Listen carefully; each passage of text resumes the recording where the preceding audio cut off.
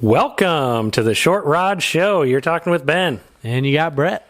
Man, season 3 kicking off. Sure feels good to be sitting back at the table with you, Brett. Had to get the dust off my mic. Yeah, these things have been... They didn't move. They've been here the whole time since know. last season. You still got the broken drill in here. We've been the only ones that have left. Yeah. So, thanks for joining us, everybody. Like I said, season 3, episode 1. Really looking to kick off the season right. This will be an awesome time this year. Start strong. Yep.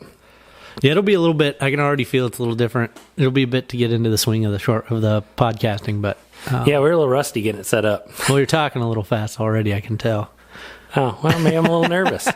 It's been a long summer without sitting behind a mic. I know. I'm pretty excited. That's what I like about doing the break and only doing ice fishing. Like we've had folks be like, "Hey, why don't you just do the whole season? Or do the whole year? Talk about open water fishing because you obviously do that." But yep. There's something about kind of staying invigorated and staying fired up about it. Yeah, it's nice to take that break, come back strong. The temps are starting to fall. You're getting kind of horned up for ice season. Although, I mean, we're probably realistically, we'd be lucky usually mid-December to be on the ice, but realistically probably January. Yeah, but that first cold snap, like kind of this morning, waking up. Yeah, felt good. A little frost on the windshield. That was pretty cool. Yep. Really gets you in the mood for talking ice fishing. And I know everyone's been fired up on Facebook wanting to know, when you guys coming out? When season 3? When are we going to start talking ice fishing? I got an itch I need to scratch. So that's been really cool to follow along. Well, and the off-season downloads have been just going nuts here the last couple of weeks. Starting to chart on. Ramping up. Apple charts and hitting up on Canada. So thanks to everyone in Canada who's making us chart on Apple Podcasts already. We're freaking killing it in Ontario. In the hobbies category. That's pretty cool. So, Ben, we're the Short Rod Show. We got a lot of new listeners. Why don't you clue them in on what we are, what we're here to do, how we're any different than any other ice fishing podcast that you listen to? Yeah, so Brett and I started off a couple years ago just chatting ice fishing and thinking that some others might benefit from our discussions, basically, and talking back and forth about gear and tactics and ice fishing trips we've taken, and just the experience we have here. We're two guys from Iowa. The style of ice fishing we do is a little bit different than other areas around the country. A lot of people find that interesting. We have trout guys fishing mountain lakes up in Colorado that just love the noogie bite and the schoolie rods.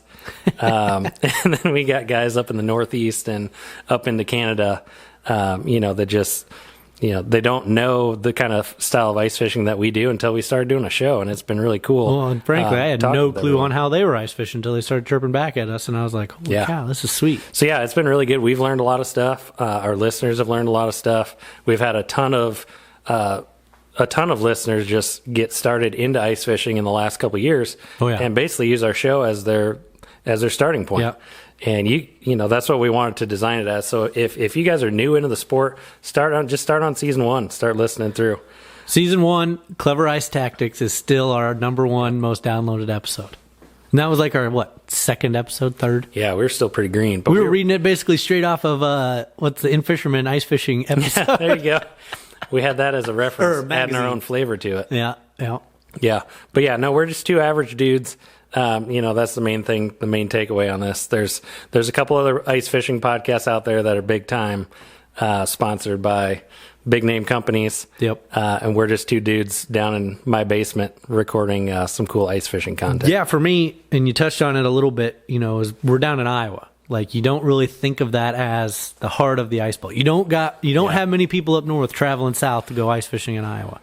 And I just kind of felt like it was an underserved area of ice fishing, because frankly we're not fishing many natural lakes, and we're fishing some I don't even know if I'd call it stained water. It's just dirty. There's just a lot of sediment. Towards the end of the season it starts to clear up, but a lot of sediment in the water.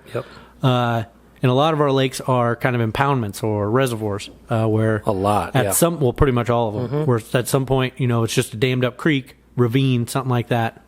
And they're a couple hundred acres. It's not like, in the heart of the ice belt, you're getting into those shield lakes. You got all these natural lakes up in Minnesota, Wisconsin, South Dakota. And it just, frankly, they just fish a lot different. Yep. And we don't quite have the species variation. We're not fishing pike. There's walleyes and there's some of that stuff. But, our primary species, perch, Or I wouldn't even say perch. I might be wrong also, but we have gotten more. We have gotten more into perch lately. Crappies, bluegills, bass, Yep. catfish, Yep. which pound for pound. I wouldn't even say pound for pound. I would just say flat out fun fish to catch through the ice. Yep. Is a channel catfish. Brett the Cat Daddy. Yep. That's a great episode too. Yep. So I thought, why don't we start podcast chat? Because I can't be the only one that feels like that. Yep. And not only just for me, just because I think I have a bunch of shit to say. It's been overwhelming and awesome having people come back to us and say, "Hey, we fished those same situations, and here's what we do," or learn from each other, and it's been fantastic. Yeah, that's super cool. For, like I said, 2 guys from Iowa to get that kind of interaction with people around the world, that's been super cool. So appreciate all of our fans that have gotten us to this point. We're learning more every day. We're doing more all the time. Yep. This season's going to be, of course, the best one yet. We can't just come out and say. See, it's tough to say that. It's not going to be that good. It's tough to say that because you don't know what the ice is going to be like. If I knew that we were going to have good ice in December, I'd say, yeah, this is going to be the best season yet. But the second I say that, we probably won't even have good ice till February, and it's going to be the worst season. What about your woolly caterpillars? Well, so I found Iowa State did a study that there's no correlation between winter. No. It's more about moisture. Okay. Dryness, or whether it's wet or really wet or dry. In that, I think it was that spring, depicts on how much. Oh man, how black that woolly caterpillar is. Which somewhat, I guess, if you want to take a long thing, kind of maybe correlates to how much snowfall you end up with. But yeah, still, I was really looking forward to a real hard freeze. It always seems like in Iowa we get a hard freeze. We just get out on the ice maybe for like a day or two, and then it warms up, and then it takes it away, and then it just goes. Whoo, and then things get sketchy for a little bit. Yep, and then you got refreeze and thaw and refreeze going on, and then you're fishing like the North Shore of a pond. Yeah, we'll be doing that again for sure. That's sketchy at best. Yeah, but like Brett said, the area we live in, a lot of reservoir type lakes, man-made lakes. Yep. Right where we live in the Des Moines metro area, tons of great suburban lakes, ponds, small urban fishing, half acre, 1 acre spots. Yep. 10, 15 acres at the max. There's a few that get into, or feet deep. There's a few that get into 20. Yeah, so there's a lot of times we'll record out on the ice. We like to do that, set up in the shack and get the camera rolling on some night bite action. Yep. Try some different lakes out. Yep. It's all about, we have families, we have jobs, we have a lot of stuff going on. Getting out and fishing when you can, enjoying that time out on the water. Yep. That's one thing I'm interested in. Cool. As we develop the show here this season is, when we first started, we had just had Thomas. You didn't have Henry yet. Mm-hmm. And now Thomas is 2 years old. Yep. I've got a 4-month-old Gwen at home. Henry's almost a year and a half. Yep. Year and a quarter. Yep. Is just seeing how our fishing evolves as our families grow. Yeah. Versus, hardcore, I'm out there in the sleet and the hail and the shit. Versus, now we got to kind of curve it up a little bit. Go out at night when you get a chance. Yeah. After everybody goes to bed. Or the early morning trips. We'll go out 3, 4 in the morning, get out there, fish a little bit, leave at 9 o'clock. Yep. Get back for breakfast time. Yep. Be back for breakfast. So yeah, it definitely is a little bit different, but we wanted to make a podcast that's for everybody. And when we say it's for the everyday ice fisherman, that's what we are. That's exactly what it is. I mean, we're not running. We have upgraded our gear a little bit over the year, but over the years. But I mean, I feel like we're running the same stuff anybody else is. It's not like we're running the latest, greatest all the time. I mean, even my Panoptics, they don't even sell the sucker anymore. We're a few years behind everybody. They don't even sell that sucker anymore. Yeah, we just like to wait and see what works, and then we'll steal the ideas we like as it comes out. Yep. But lots of DIY stuff too. Last year we got into some of that. Different tips and tricks, and basically making it your own at all levels of the sport. Instead of some of the podcasts, some of the ice fishing shows, like YouTube channels, like they want for nothing. They have everything they could ever want for ice fishing, if that means and unlimited time to do it. Yeah. Yep. Like that's their whole winter sometimes. And then it's easy to look at that and go, oh man, well, shoot, I'm just down here in Iowa. Like, what can I do? Yep. I got, a lot of stuff going on this winter. Yeah. And like Ben mentioned, he likes a lot of the DIY stuff, where I like the stuff that I can use for multiple situations or multiple uses anyways. Like, I don't just have shack lights. I have a halogen light that I use as a job site light that I can also put in the shack, and then I can use it during the summer, and then I use my batteries during the summer, and I use, anything that I can use all year round. I'm all about it. Yeah, and that drives me nuts. Like my ice stuff just is ice stuff. Yeah. And I buy stuff for that purpose. Yeah. I'm like, when I need that to work, it better work where it was and it working again. Like for me, I'm holding off putting the drill on my auger because I got a few house projects yet to do. Yeah, exactly. And then I'll put the drill on the auger for the winter. Yep. Yeah. Yeah. So a little bit different style between us, but it works well. We fish a lot together. Yep. We fish tournaments together. We love meeting people out on the ice. Just love meeting fans and having people recognize us is pretty cool too. Yeah, just chit-chatting. Yeah. Yeah, it's amazing what people open up with you and tell you. What kind of information people will tell you when they think they're talking to somebody that's obviously it's just going to blare it to the world anyway. Yeah, exactly. You guys have heard our podcast. You know what it's all about. But that's good. We have a good time. Yeah, we record once a week throughout the ice season, so we try and keep it current. We want it to be within the last week.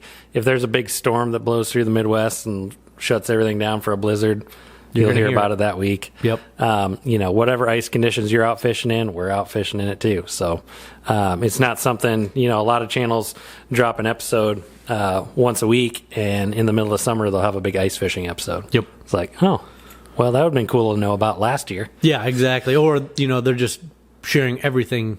Anything that they play this year was all just recorded last year. Or, a couple weeks out. Yep. That sort of deal. But so, try to keep it as current as possible. Yeah, definitely. Well, what are we talking about after we come up through the break here? So what I think we want to hit on, since we did not have a long rod show this year. Yeah, we didn't. We missed that. Talk a little bit about dad life. Updates, yeah. We'll do a little bit of our summer fishing, what we got into, how we did it. We've got a couple updates on that. Had some fun open water fishing trips. Ben had a big upgrade to his fishing arsenal. Yeah, that's pretty cool. Talk about that. And then I want to touch a little bit, because we got to talk a little bit about ice fishing. I want to touch on goals for this season. Yes. What do we want to accomplish? What do we want to go out and do? What do we want to see? Any species we want to target? Just one or two goals. Something to kind of, for you guys to follow along and see how we break that down. Awesome. I've been thinking about mine for a while, so they'll be a little bit challenging. Summer. So oh boy. The actual fish catching might be down a little bit, but hopefully the size will be up. All right. Yeah. All right. Cool. And then a little surprise at the end. Yep. So stick around towards that for the end of that. There's some surprises. Man, I'm excited. We've been busy this offseason. Well, not even this all offseason, just this last month, really. Yeah. Yeah, definitely. We're getting the itch too, guys. So stick around for us, and that's all coming up after the break on the Short Rod Show. Hey, welcome back, everybody. Thanks for joining us through the break. Today we are talking a little summer fishing. Yep. Before we get into the ice season, as Brett mentioned before, we normally would do a intermediate episode through the summer and kind of update everybody. The long rod show. Yeah. Because we do a decent amount of summer fishing, but I feel like this summer, this season went really well. Like, it was really cool. For this year, just it's different. Well, you have obviously a large fishing life change. Oh, yeah. That's what made it different. Yeah. So this past year is a little tough. My grandpa passed away, which was of course a huge loss. But with that, I was able to purchase his boat. Yeah, it's pretty cool. It is a sweet rig. It's a custom welded aluminum boat. It's mostly flat bottom with a modified V in the front. And 19 and a half foot. It's got a 90 horse 2-stroke on the back. Yeah, works really good. That thing is a tank. Yeah, I mean, and I said that right when I first saw it. I was like, when people put bumpers on the side of their boats, they want to protect their boat from the dock.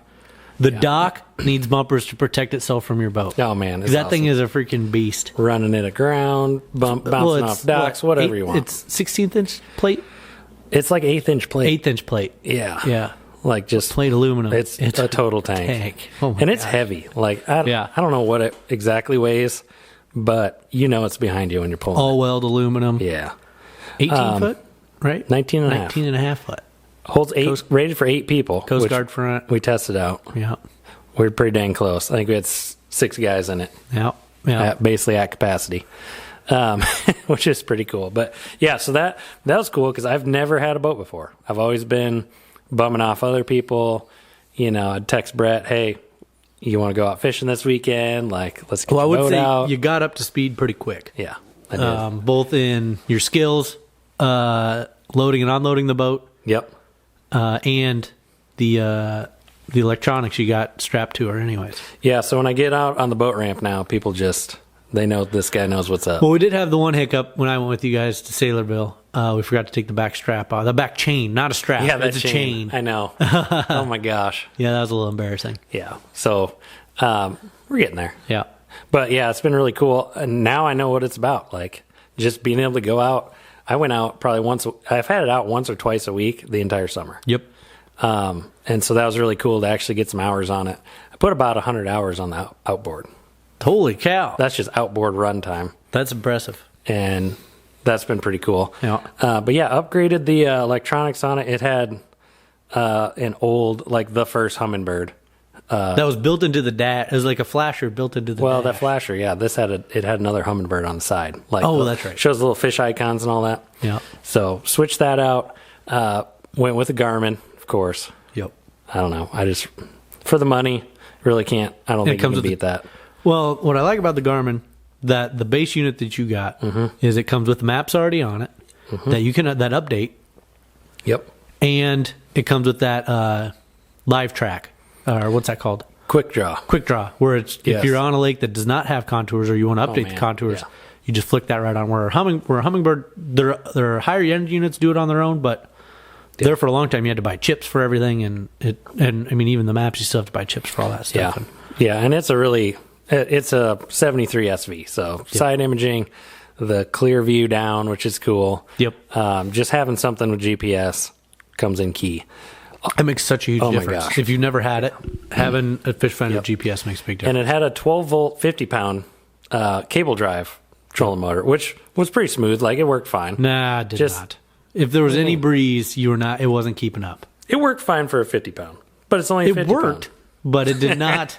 No. The motor itself, yes, it worked, but it did not It was not handle the holding size boat, of that boat. Yeah. No. So upgraded that. I did find an 80-pound Tarova 24 volt. Oh my gosh, diamond in the rough. And that's a unicorn there in 2021. Oh my gosh. It took a long time to find somebody that had one in stock. What was that? Who were you talking with? Was that Fleet Farm? You were trying to buy the floor unit? Yeah, I forgot about that. So the poor girl at Fleet Farm, I was like, hey, this display model, can I just buy this? Because like you guys have nothing else in stock. She's like, I don't know, let me check. And she comes back, she's like, sir, that's a non-working model they sent us like 5 years ago. It's literally just for looks. Yeah, it's like, oh, well, can you still give me a good deal and I'll buy some parts to throw in it? Just get some parts. Yep.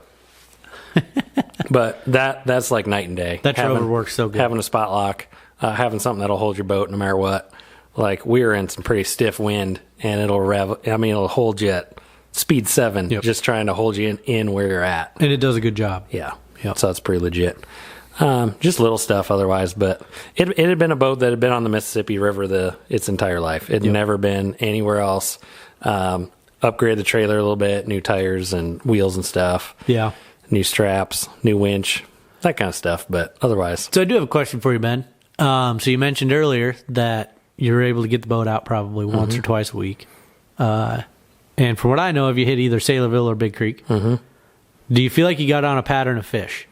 Like, because that's when you really are able to start patterning fish. Yes. Yes, absolutely. You know, the hit or miss, get out when you can sort of thing is great. I mean, you got to go out and fish when you can, but being able to get out consistently, that's when you're able to really find a school of fish or find a pattern, kind of stick with it. And I mean, I've even had it where before I had kids where, I mean, you were able to follow those fish, and that's when you really feel like you're a fisherman. Yeah. I don't think I got exactly on a pattern, but I'm at the beginnings of a pattern. How's that? Because like when I was going out, I mean, I was trying, but I wasn't. I was mostly testing everything. Yep. And kind of getting used to how the boat worked, how everything worked together, and I wasn't fishing super hard.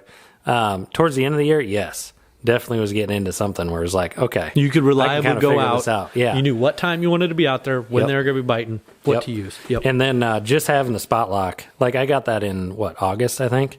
I got it right before the big trip.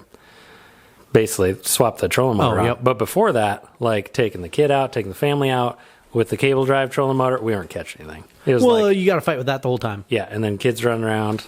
We had your son out there with us. That was a lot of worked fun. pretty good. Well, that was so slick because you just let that run. You ran the remote control. Yep. We just threw 2 rods out the side, and then we could just tend to the kids. Let the boat take care of itself. Keep the hey, kids there's a with fish. snacks. Sweet. Reel it in. Kids, you can poke it for a little bit, and then we'll throw it back. Yeah, that was pretty legit. Worked out real well. But yeah, we did have a big trip that we both went on.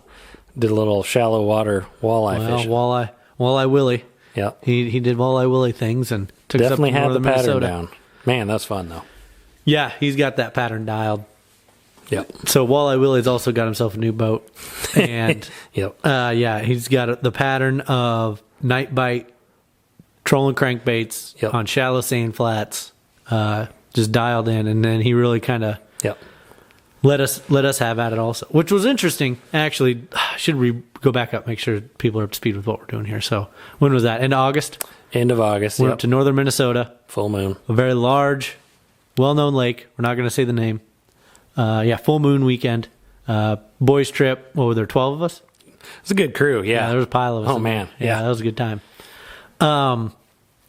And we were up there for, I think, what was interesting 6 this days? year was it was kind of a rotating cast of people because no one got there at the same time and everyone left at different times also, which was just part of, kind of where we're at in lives. But in the evening was walleye freaking beat down. It was on. Yeah. What's super cool about that is when you catch your limit to where the point of you got to eat fish. You got to eat fish. You eat fish to or be you able can't to go fishing. Catch more fish. Yep. Like I've never done that before. Yep. So that was pretty cool. And we brought some home, which is good. Have some fish tacos. Yep. But tell me, Ben, what would you say was? How did you put most of the fish on your boat? In your boat, with what bait / Number 5. How were you fishing? Purple Descent. What was the boat? Shad doing? Rap. How were you captaining that boat? 2.2 mile an hour. 2.2 mile an hour. How deep? Willy nilly, all over whatever looked like on the map. Kind of shallow. It was mostly like 4 to 7 feet. 4 to 7 feet. Sand. But I did not have the boat control that Walleye Willie did. No. And you don't. A lot of times, I feel like you don't. You want to vary that depth a little bit. Oh, we definitely were. And then the one night, definitely, we're trying to put the smack down on it. About sank the boat. A little breezy. It was a little too breezy, and that's the first time where, you got your life jacket on. You're like strapped in the back, and you're like, all right, we got to do this. Let's keep the bow up. And we ended up wrapping some line around the prop, which is not good. Anybody knows about doing that? And A lot of line, not just a couple feet. About 100 yards of Power Pro. Yeah. Or Suffix wrapped around the prop. So we ended up coming back on the kicker motor and the trolling motor. Yep. Trying to steer us. So it got a little sketchy, but that makes you a much better boat captain when, as you say it, things get nautical. Yeah, when it gets nautical out there, that makes you a real captain. Yep, is when absolutely. you get your crew back to dry land. Yeah. What was your jam? Well, my jam was I forgot my Lake Master chip at home, so I did find it. I was like, because I just you found forgot it. it at home, like lost it almost. No, it was in the center console of my truck. Oh shit! The whole time. No, my truck. Oh, See, there's the okay. real catch. Dang it! Well, so my little brother bought himself a new truck. So I was like, hell, we're gonna take that sucker up there. I'm not driving mine because I've been driving all these years. When he comes, and I'm like, well, we'll take that. Yeah. So we get in there and hop in, and then I'm like, so I didn't have the boat this year that I normally do. I let my brother run it for the summer because he was just going to have more time to do it. And I was like, I had a baby in July. That'll put us at 2 kids. And then at that point, we had 2 under 2. Yep. And I was lucky to get out with you some of those times. Oh, yeah. So I let my brother run it. And then so when he came up, I'm like, I'm 99% sure the Minnesota Lake Master chip is in the bow of the boat. In the little Tupperware, dry box Tupperware we keep up there with all some other stuff. And there was a Humminbird Lake Master little clip in there. Nothing in it. Oh shoot! Nothing in it. Oh no! So I'm like, That's damn got it. some data on it. Oh, it's got all my I mean, waypoints. It's got everything. I That's mean, like your whole life there I in bet fishing on that terms. lake I've got over 100 waypoints just on that lake. And we don't even fish that many spots. No. And so we had to do that.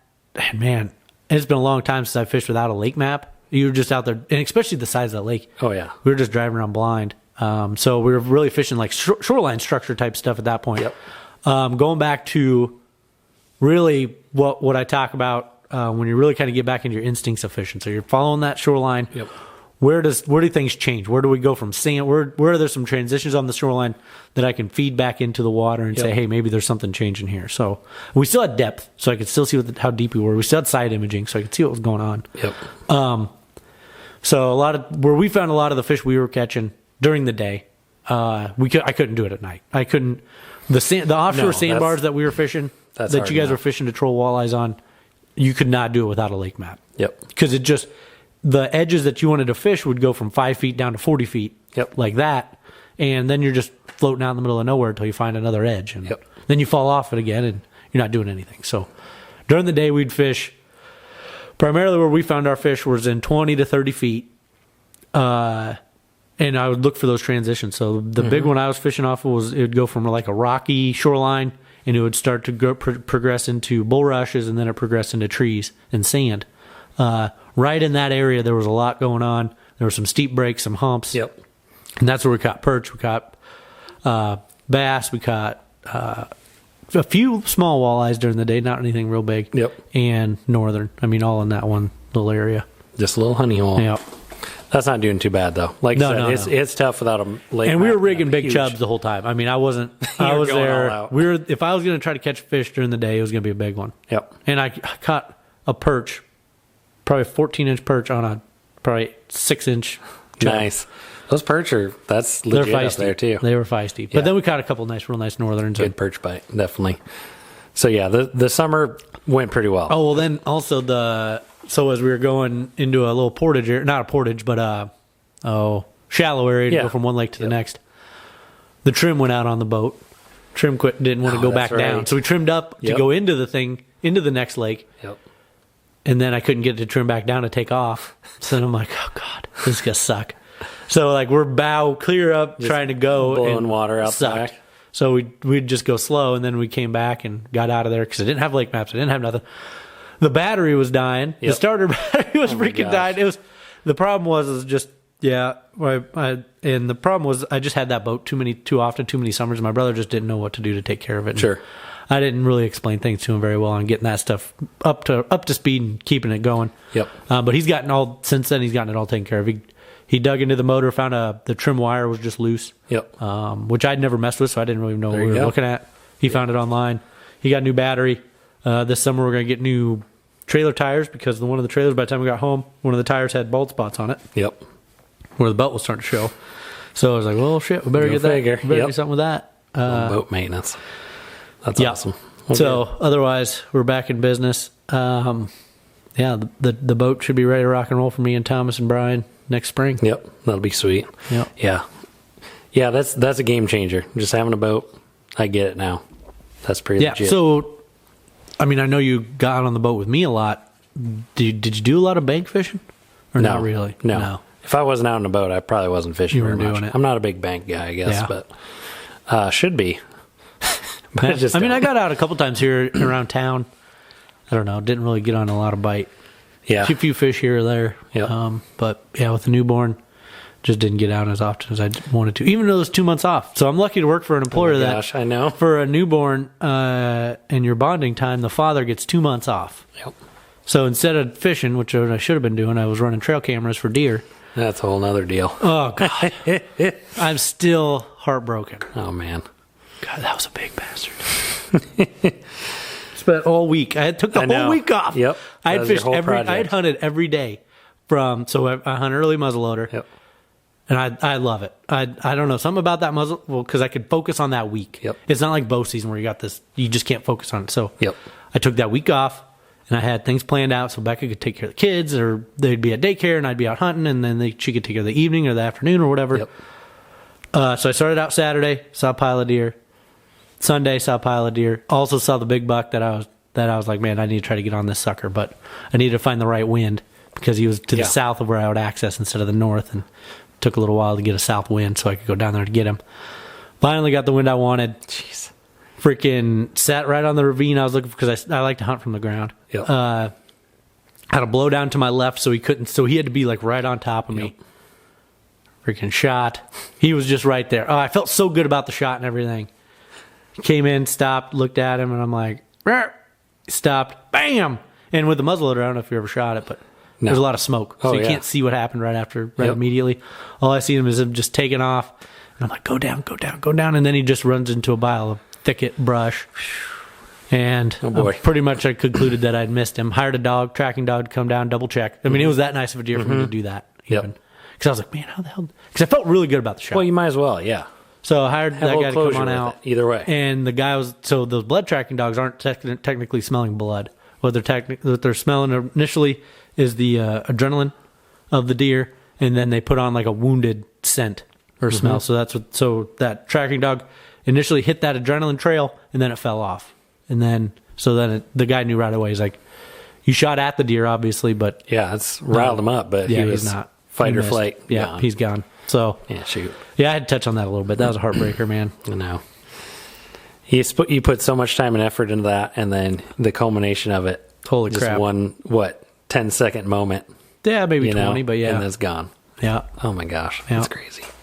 The funny thing, so that Sunday when I had first seen him, my heart was, and I was probably 50, 60 yards away. I probably could have taken a shot with my muzzleloader, but he was just in the willows and stuff, and I just didn't have a clear shot. My heart was in my throat, and I was like, holy crap, I've never had this feeling. Yeah. This is a weird feeling. But luckily, I didn't see him very soon. Like, he was on top of me by the time I saw him, so I didn't have time to really shit my pants to put it on him. But evidently, I did anyways. Didn't even realize it. Dang it. Go figure. Yep. No, it was a good summer, though. Good season. Yep. We got a lot of nice fish. Had some good trips. We did do a lot of good crappie fishing. Big creeking. Yep. Man, there's some nice fish in there this year. Oh, man, Big Creek. I know.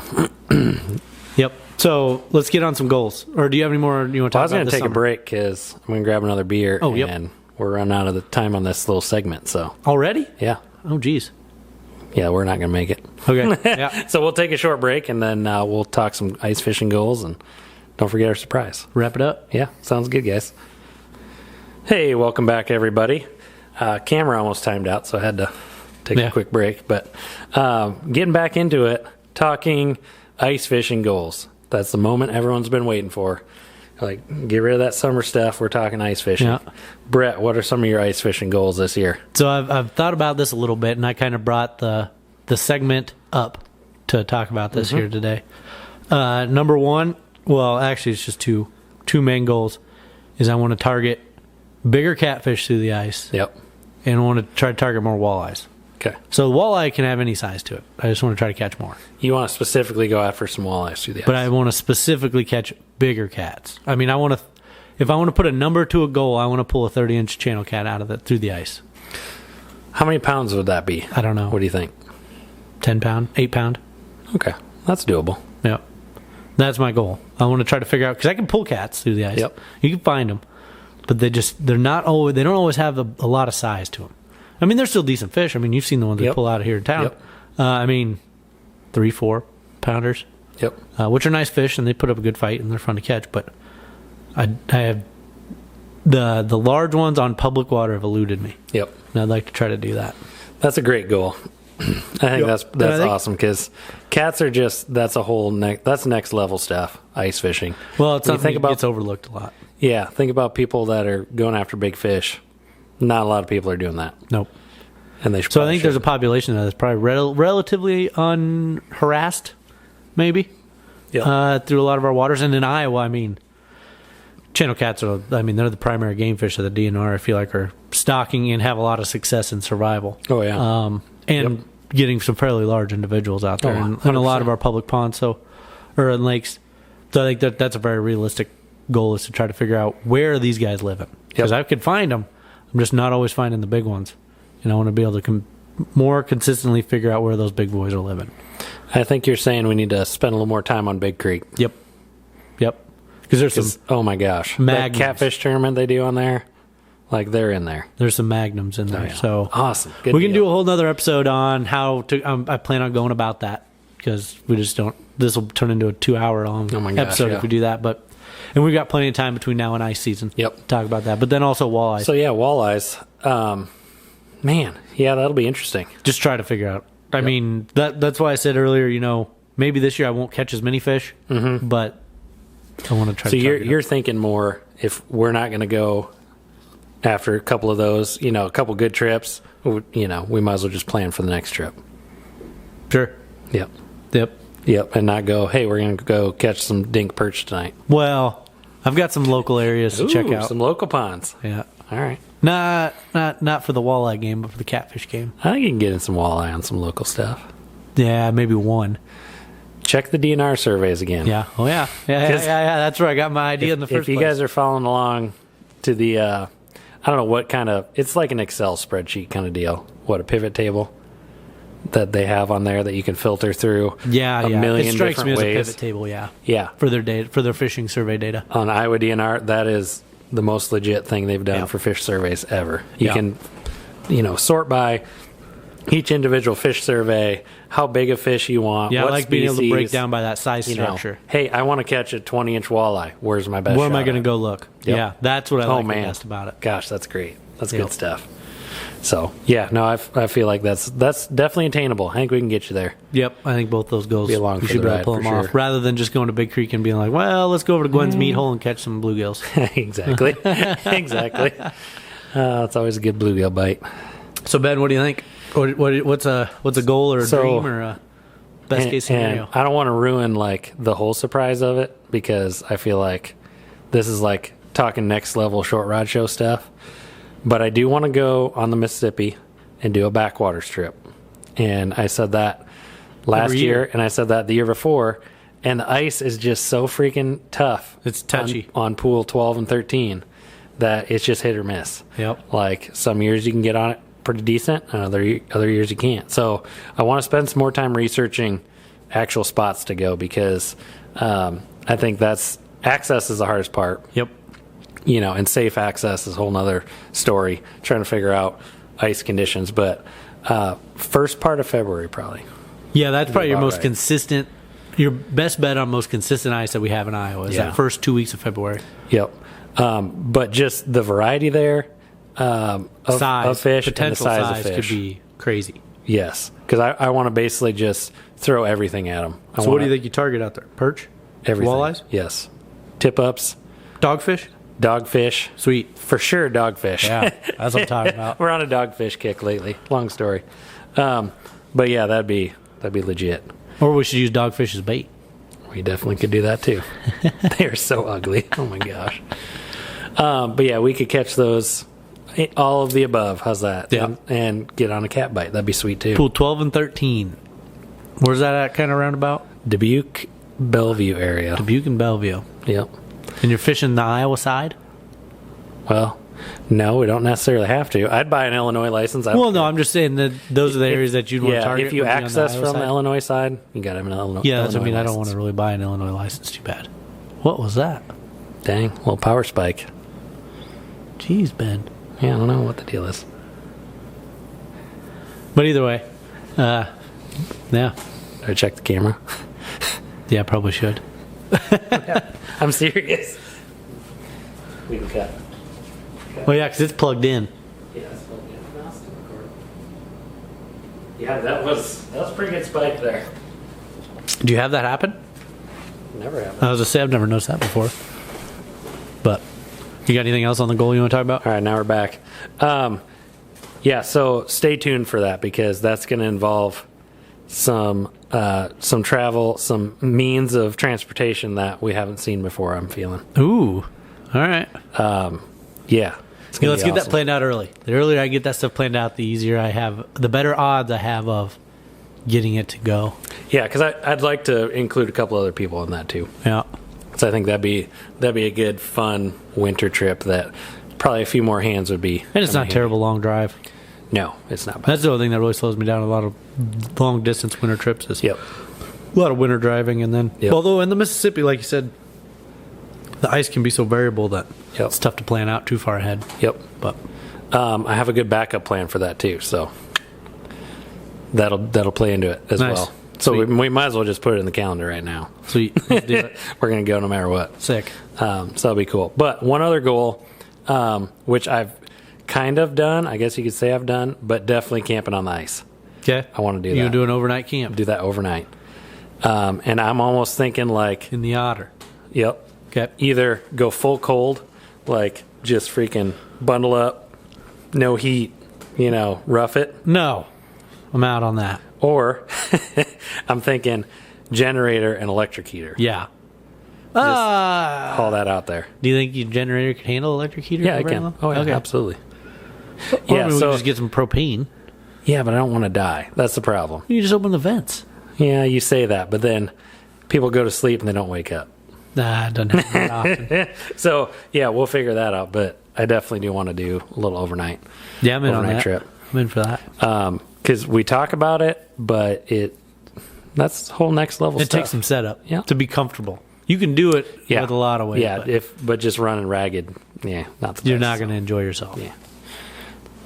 Yeah, that'll be fun. So, anyway, that's coming up this season. We'll See what we definitely can do. get into those Try to get goals. that. I like that Write a it lot. down. We got it on this podcast. We got to do it I now. know, dang it, people will hold us to it. Oh, my goodness. Heck yeah. Yep. So, Brett, people have just been waiting until the end, just trying to get to this surprise. Okay. Like, I don't even know if we can wait any longer. All right. What's the surprise we're talking about? Sweet. So we've Jesse Willick, I think that's how you pronounce the last name, from Iceaholics on Facebook, reached out to us. And he's been a big fan of the show. I've been a long time follower. Well, as long as they've been around. Haven't been around that all that long. Jesse's He's just had a awesome. lot of success. Following his Facebook page. And he reached out and he said, hey, we want to do a giveaway this year. We'd love to partnership with you guys. Also turned out at the same time we were planning on doing a giveaway. Yeah. So what we're going to do is we're just going to give a dual giveaway. Yep. So what we're doing is Jesse has some sort of limited edition crazy Black Betty free fall, 13 fishing Black Betty free fall, red and gold something or other. It's super sick. It's pretty sick. Oh my gosh. It is pretty sick. Yeah. And we're going to give away a clam ice float jacket parka. Yeah, and ice armor. Ice armor. Yeah, that's Yep. that's what I was looking for. So we're going to give that away. So we're going to team up on this. So how we kind of decide to do it, and we'll have the rules posted on our Facebook here shortly after this episode airs. Yep. The rules will be to get one entry, the typical on Facebook, like, share, comment on this post, and that'll get you one entry. Yeah, generate some buzz for the show. Yep. And also the Iceaholics page, because Yep. We want to push it back and forth. that's Yeah, a good team there. Definitely. It's really pushing the sport of ice fishing way ahead. Yeah, well, their Facebook page, they just do such a great job of Yeah. keeping good, honest content on there. It's not just a bunch of crap, just a bunch of sales. It's, Yep. you go there, you can actually learn some things. It's not just the, balls of the internet. Yep. That's a good way to put it. Yeah. And he does an excellent job. Yep. So, rules of the giveaway. Number 1, like, share, follow, or like and share and comment on the original post here. Yep. Number 2, to get you a second entry. So, we're giving away 2 things, Yep. and you're going to have multiple ways to enter. So, make sure to do that. So, second way to enter, you got to follow both Short Rod Show and Iceaholics on Facebook. Yep. Third way to enter is follow both of us or subscribe to both of our YouTube channels. So you have 3 ways to enter. We're giving away two things in 2 different drawings. So if you have multiple entries, say your name is picked for the first drawing, you still have those extra entries in the running for the second drawing. Yep. You'd be the luckiest son of a gun in the world No, to someone get is drawn gonna for do both that. times. Yep. And hopefully Ben doesn't get drawn on both of them. Yeah, I need to stay off Facebook. But so that's what we're gonna set up. The specific rules, in case I slipped up a little bit here, will be Yep. posted in the Facebook post here on Sunday, and we're gonna run that for 2 weeks. Yeah, so we're sounds gonna have Jesse on the weekend before Thanksgiving. Yep. He's gonna do the drawing, and we'll have the winners announced. We'll ship it all at our expense. Yep. Send it out to you. Maybe we can even grab the winner on the podcast sometime and Yeah, absolutely. say that people do actually win these things. It's Yeah, not no just kidding. some hoax. Exactly. So yeah, I'm super excited about that. I think that's gonna be a lot of fun. I'm really excited that Jesse reached out and he's such a big fan of the show. He's done a great job supporting us through his following. Yep. Their page is blown up. Our page is blown up. It's been amazing how I think I started following him when there were maybe like 3,000 or 4,000 people following that Iceaholics, and now it's like over 20. Yep. It's crazy. Yep, that's big time. Yeah. And he's just a regular dude like us. It's pretty cool too. So still working a regular full-time job, but loves the ice. I don't know. We'll have to ask him if he put some serious investment into that. That four-wheeler he put together this year. Yeah. Holy crap. That thing is sick. That's pretty cool. Yeah. But this year, we're trying to expand the show, expand the reach a little bit. We constantly hear people that are like, "Oh, I just found you guys." Yeah. Knew nothing about it. So try to speed that up a ice little fishing bit. podcast? What? Yep. So that's been super cool.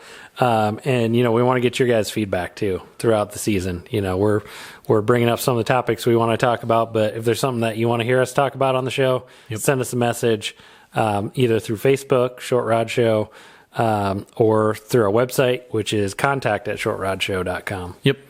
You can send us an email there. Love to hear from people. That's one of the best parts of what we do is getting to interact with all of our fans, hear about what's on their mind. Hear them say, "Oh, that last week's episode that just sucked." Don't do that topic. Surprisingly, we've never heard that. I can't believe it. I can't believe it either.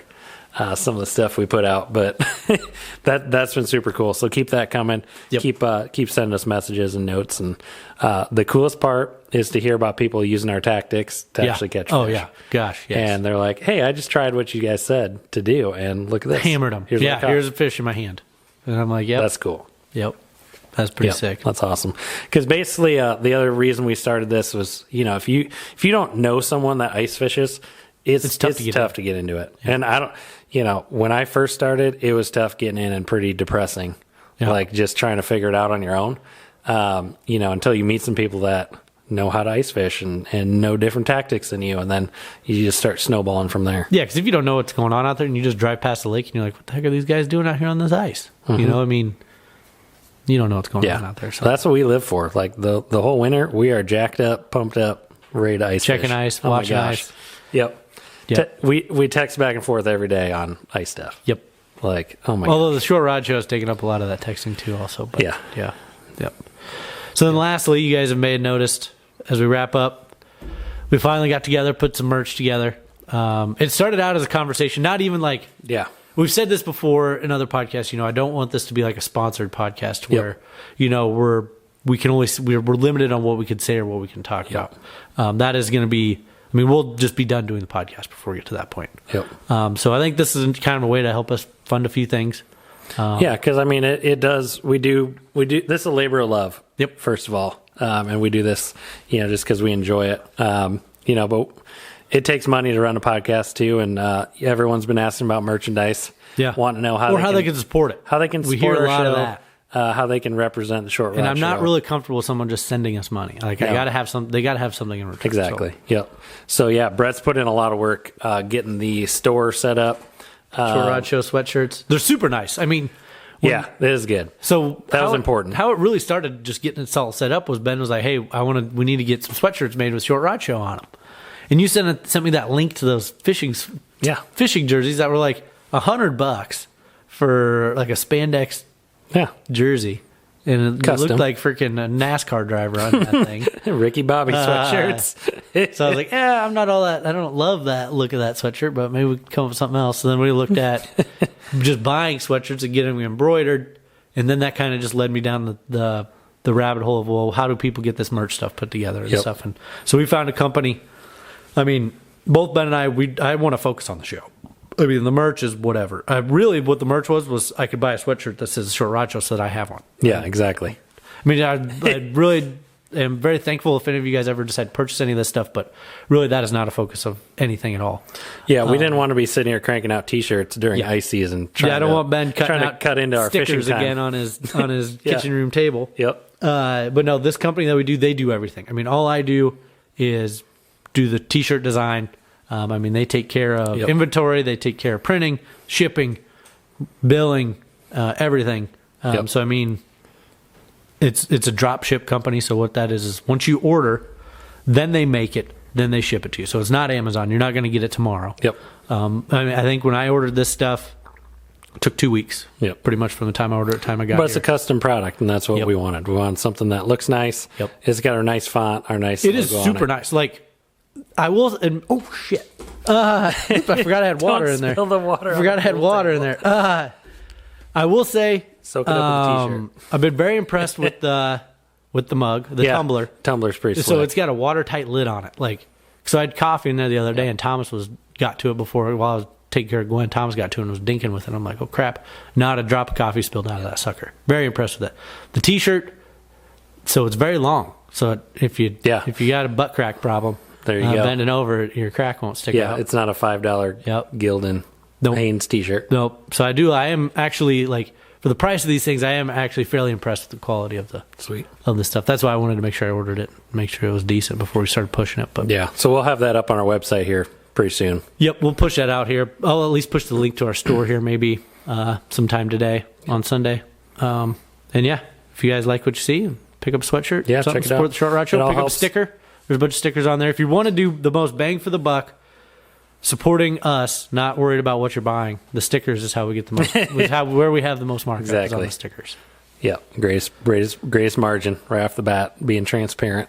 But I was super pumped about the Short Rod Show mug. Actually, there's something about having coffee in a mug versus the tumbler. I'm not always drinking coffee here. I really enjoy the coffee in the tumbler or in the mug. Just you got the aroma and you can see it. I just like it better. I just like it more. Oh man. Yep. Well, I got water in it today. That's the big news this season. Get some merchandise out. Got the merch rolling. Just like I said, trying to support and grow the channel is important. Brett and I want to keep this up as long as we can. Keep ice fishing, having fun with you guys, bringing you content every week, and just keeping it relevant. That's important. We will anyways. You don't have to buy anything, but like I said, it originally started out of we talked about wanting our own sweatshirts, and honestly, this was the cheapest option. Yep. And I'm pretty happy with the quality of the sweatshirt. Not so bad. Otherwise, we'll just keep drinking Aldi beer and crushed up beer cans that down in the basement. Hopefully, you got money off on these things. They're super old. Probably fell out of the back of a pickup or something. Probably from last year's Short Rod Show shenanigans. Probably. Yeah. Cool. Awesome. Well, we'll be back next week and have some more content for you guys. Really looking forward to season 3. Really good to kick it off and get going here. So. Awesome. Well, we'll catch you next time on The Short Rod Show.